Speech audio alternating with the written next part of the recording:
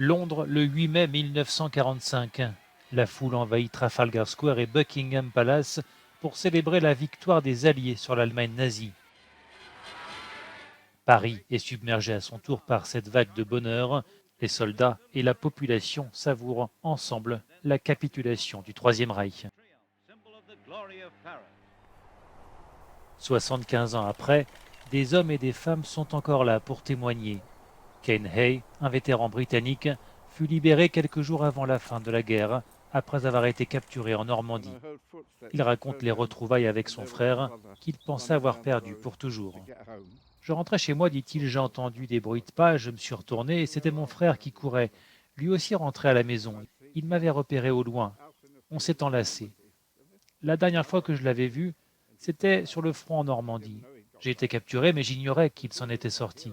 Il a toujours été mon héros. Nous avons pleuré tous les deux. Il y a 75 ans, Mervyn Kersh retournait aussi au Royaume-Uni après avoir libéré le camp de concentration de Belsen.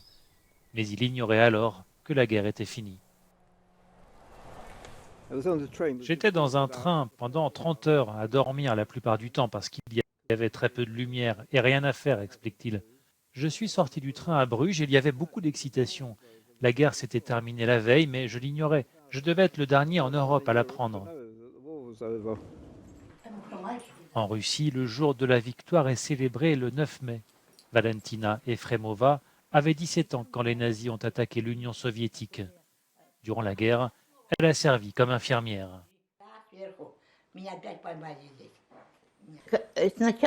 Au début, c'était vraiment très difficile, dit-elle. Après tout, je n'étais qu'une jeune fille.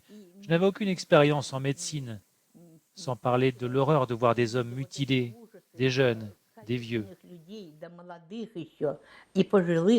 La Seconde Guerre mondiale se termina officiellement 4 mois plus tard, le 2 septembre 1945, avec la capitulation du Japon.